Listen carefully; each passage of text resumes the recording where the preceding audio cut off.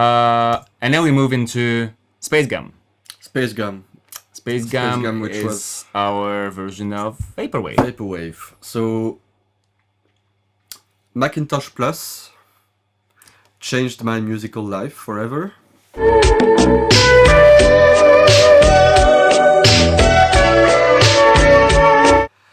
By just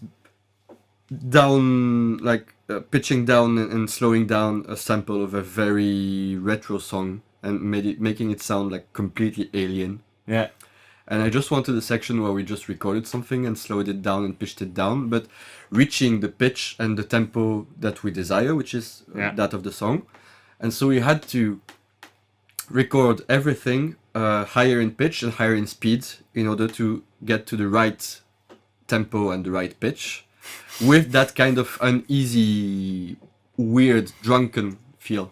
Let's hear it quickly and then let's show you what it was, how it was done.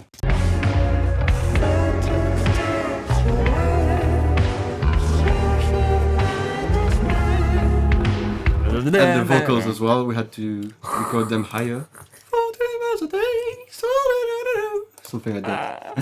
That was super funny. Yeah, we did it. I think we did it also in a different session because it was just we had too to record complex. everything in another session.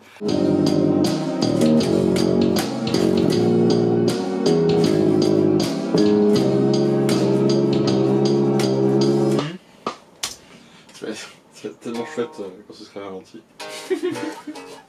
N'hésite pas à mettre autant d'inflexion que tu veux. Ouais. Là, on se permet quoi. Bah justement, plus on a des slides, des machins, des trucs comme ça, plus ça donnera un côté malsain qu'on sera.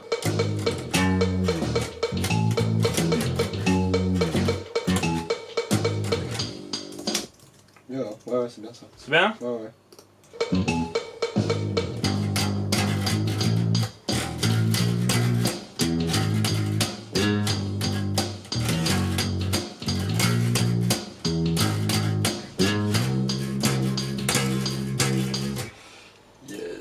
Ça ressemble à rien, c'est trop chouette. Ça ressemble à rien, c'est trop chouette. We had to actually with Pablo do a bit of research on like what would be the accurate pitch to record in order for the right pitch for it to be the right pitch when it's slowed down. Like what's the actual tempo and pitch we need to record in? There's some science behind it, but I can't remember it.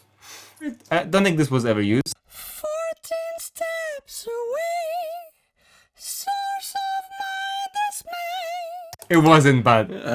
Damn, it's good. Yeah. Damn, it's good. So, Chipmunk. and yeah, there's of course a bunch of other stuff. No, it's of course as just for color and taste.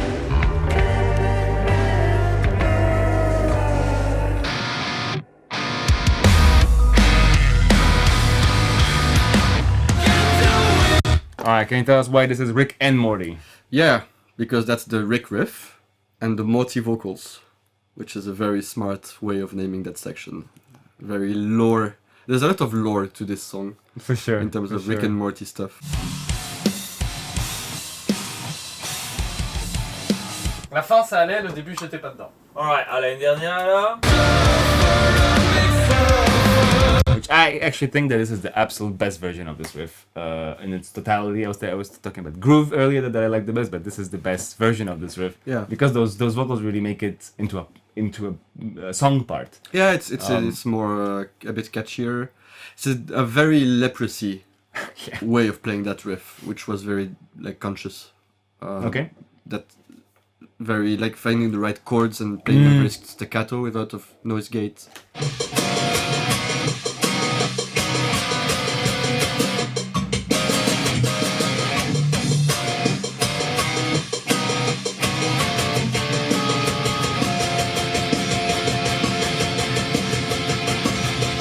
And we bring a lower layer as well, Yeah. lower 1 octave lower layer Yeah. for like depth when the vocals come in.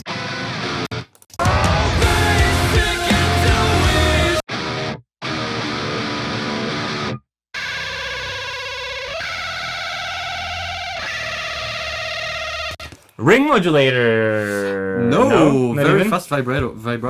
Actually. Okay. Pedal.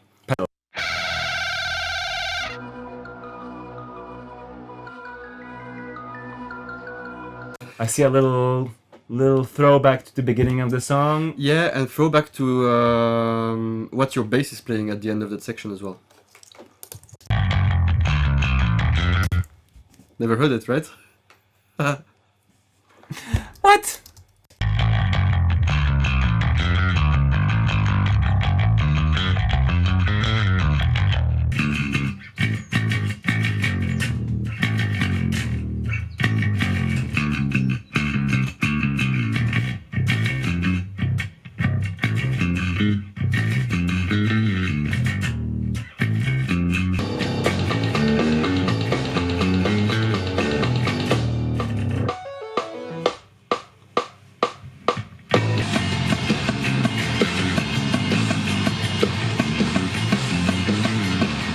Got this.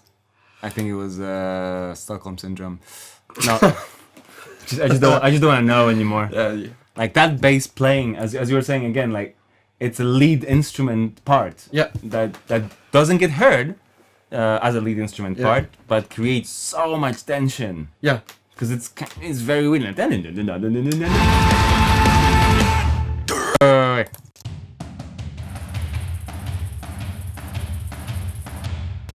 Let it be known, this is hard.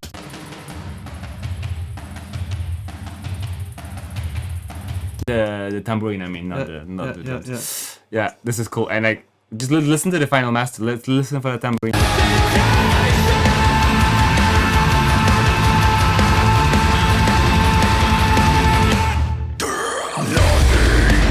It's actually very loud. Yeah. That's very, very cool. And like, it really adds that alarm at the end, sort of. Yeah.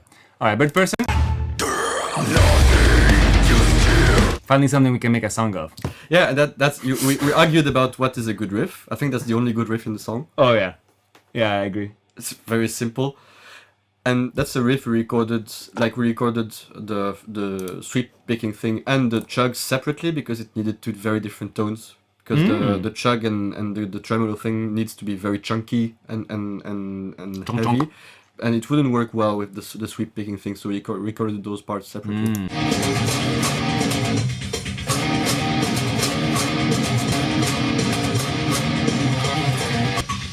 Moi je les ferai à part aussi ces trucs là. Ouais. Ok.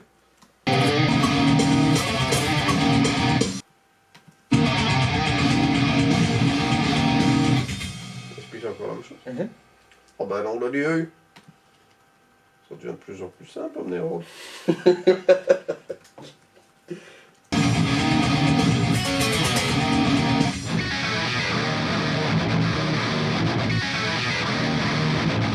What's bass doing here?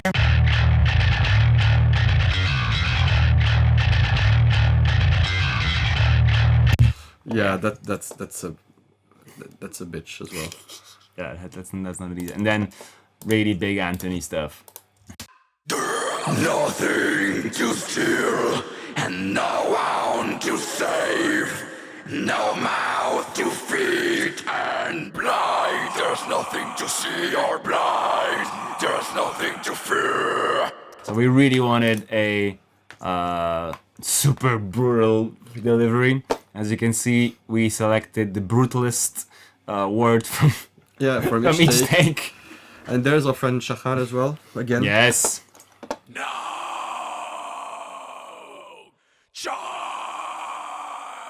He has a very different density, as we were saying to Anthony. They mix so well.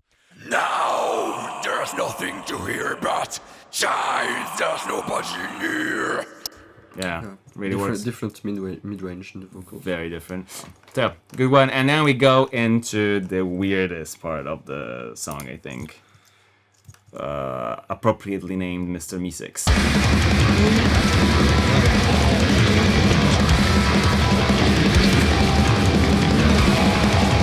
So Romain was doing...